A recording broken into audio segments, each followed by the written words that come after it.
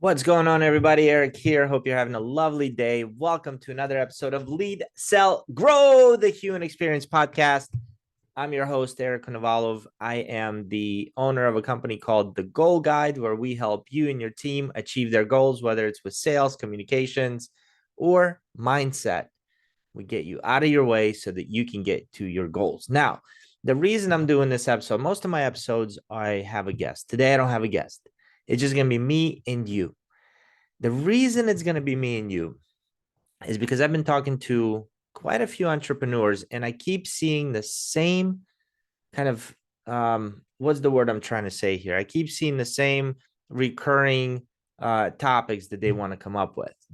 And so today's topics, I want to talk to you about two things. Number one is overcoming your negative beliefs about selling, whether you're an entrepreneur or a titled, sales professional or whatever you're doing.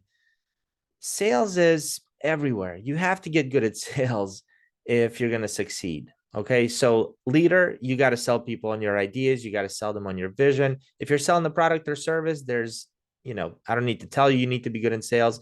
If you're an entrepreneur who's really good at offering a service, maybe your service is, I don't know, maybe you're offering some good graphic design. Maybe you're doing some social media marketing for people. Maybe you're doing liquid IV hydrations that I've been getting recently at Elite IV Hydration here in Lakewood Ranch, Florida. Amazing services, by the way. You got to learn how to sell yourself. Just because you're a nurse going into, just because you're a nurse going into selling liquid IV hydration, you may not succeed even though you're the best nurse if you can't market and sell your services. Okay.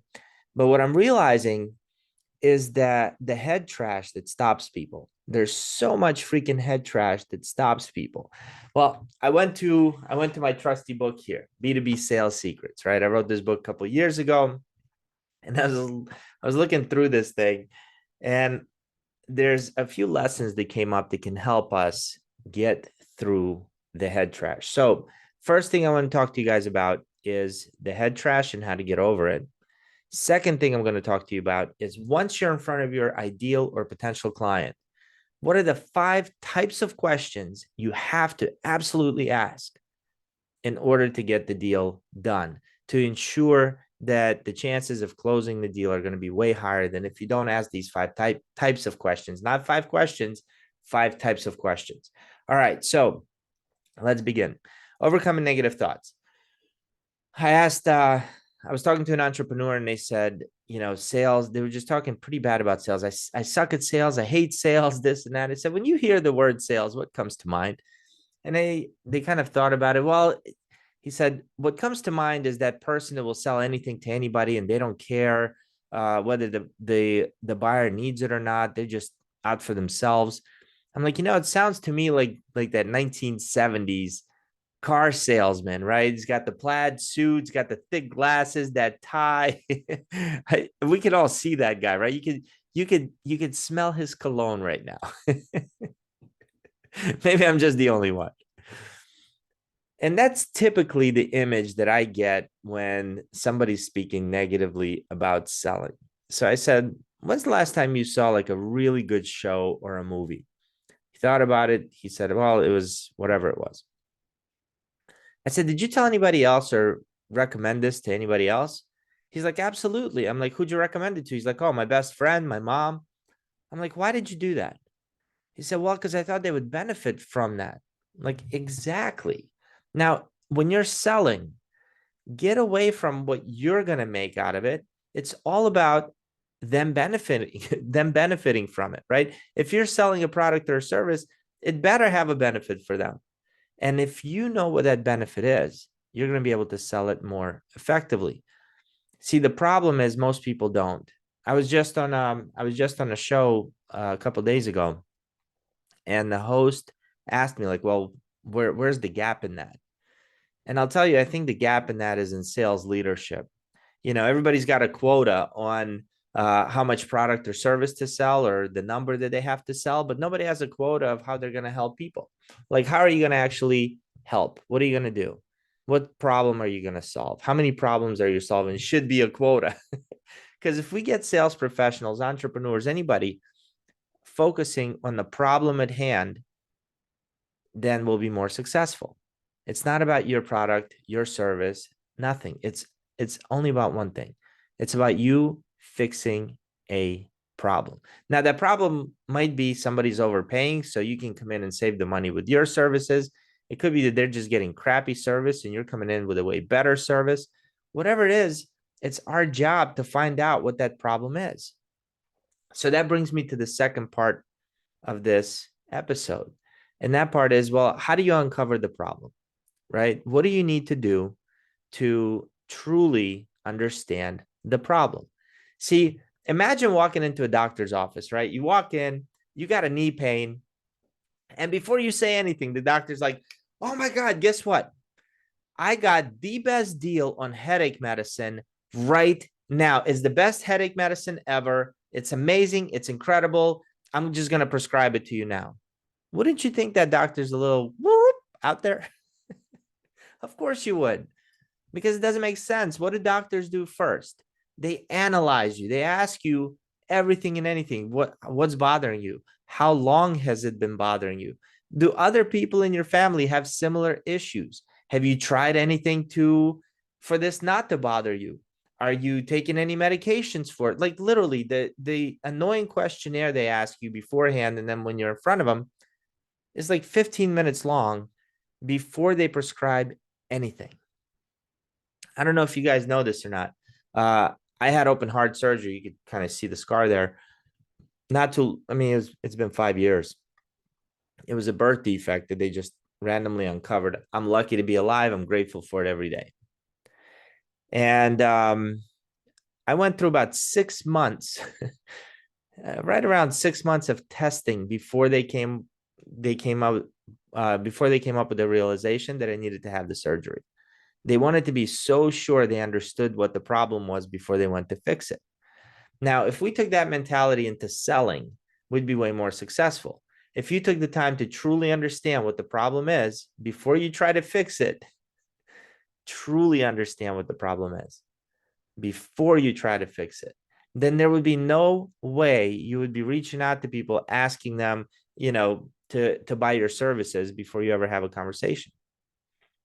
We have to get into that mindset. So here are the 5 types of questions that you have to ask, and I'll give you a couple of examples with all of them. Now, these are, you have the buyer in a one-on-one scenario, whether you're on a call, virtual call, or perhaps you're in-person meeting with them.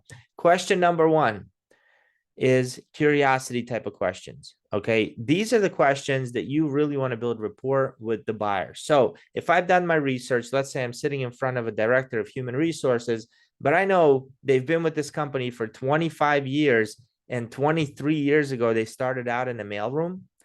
I'm really going to be curious about them. I want to find out, hey, tell me, when you started 25 years ago, did you expect this to be your journey? Was this the end goal for you? What did you have to do? Tell me about the successes you've had to be a director now that you're, sitting at the top. I'm really curious about them personally, their journey. So those are curiosity questions. After that, we move on to today questions. Today questions are, hey, help me understand, what's your business looking like today? So if I'm selling sales training, right, and I'm sitting in front of a CEO or vice president of sales, I'm going to ask him, tell me about your sales team. What does it look like today? What are their quotas? What are the plans? How far away are they? Are they exceeding, not exceeding? Help me understand, how are things working out? I want to know what it's like today. After that, the third type of question to ask is the tomorrow question, right? All right, great. So I know where they are. Where do you want them to be? What are your goals? What does, if we're speaking 24 months from now and everything went exactly how you wanted it to go, what does it look like? I kind of want them to paint that picture for me. Now, after those types of questions, my next ones are the stop sign questions. So then I want to ask them, well, if you know where you want to be, what's stopping you from being there already? Now, look, I just sit back and listen. I'm not selling anything. I don't give any advice. I really want to know the answers to these questions. What is stopping you from already being there if you know where you want to be? oh my gosh, well, our competition or my sales reps aren't selling profitably or whatever it is, right? I'm writing all of this down. And then the personal reward questions, that's the last type of question. I simply say, look, let's say you do get to that future state, right? Let's just say you are able to do it. What would that mean for you? Let's say you are able to double your revenues. What does that mean for your company? What does it mean for you personally? Oh man, that would be a dream come true. That I would feel like a success if I did that. I want to understand what's their why behind it, right? Because look, we buy emotionally, we justify it logically. We've all heard it, but what does it mean? Well, all that means is that I want to find their emotional kind of triggers for their goal. Why do they want to reach it? So pretty much it. Let me summarize. Okay. So the first type of question is curiosity questions. We want to know about them. Second is today questions. We want to know what is it like today. Third are the tomorrow questions. We want to know what they want it to look like tomorrow, which tomorrow could be in 24 months. Then we're going to stop sign. Hey, what's stopping you? You know where you want to be. Why aren't you there yet? Why haven't you gotten there today? Maybe it's a people issue. Maybe it's a product issue, whatever that is. Perhaps you can help make connections to them. Maybe you're not the person to help them get there, but maybe you can make some introductions. They'll love you for it. And then the final types of questions are your personal reward questions. We want to understand what's their why behind reaching that goal. I got to tell you guys, I remember when I first started selling copiers, gosh, 2006. This was in Baltimore. They gave me a brochure. I would show up to these places with this trifold brochure.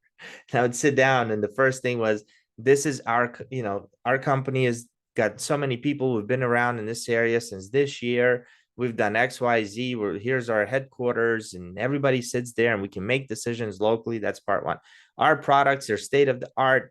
We partner with these manufacturers to bring you blah, blah, blah. Our technicians are incredible. Boom, boom, boom, boom, boom. Here's all of our reviews. Here's not one freaking question about the client, their needs, their problems, their wishes. And I didn't even know better. I didn't know that there was a different way. And then I remember I attended this course. It was a Dale Carnegie sales training. I actually won it. I put a card into a little bowl back, I don't know when this was, but back 2007, 2008. And my name got pulled out. I won a $3,000 3-day training. This was awesome. First day, I'm sitting in the class, and the instructor writes in big letters GOY on the blackboard. He said, "Who can tell me what these letters stand for?" And everybody's kind of throwing their own, if somebody randomly just asked you, "What do you think GOY stands for?" I've heard so many different kind of descriptions for it since then. Nobody guessed. And the instructor says, well, they stand for get over yourself, because sales isn't about you. It's about finding a solution to a problem for your client. And so if you're getting no's, by the way, here's a few things to keep in mind. If somebody continually tells you no, if you're dropping off proposals and they're not calling you back after you've had your initial meeting, here's what's going on there. I'm going to let you in on a little secret. Number one, they're not certain that you're the right sales rep. Number two, they're not certain your product or service is the right solution. And number three, they're not certain your company is the right company for them. If they're not certain about one of those three things, you're not getting a deal, my friend.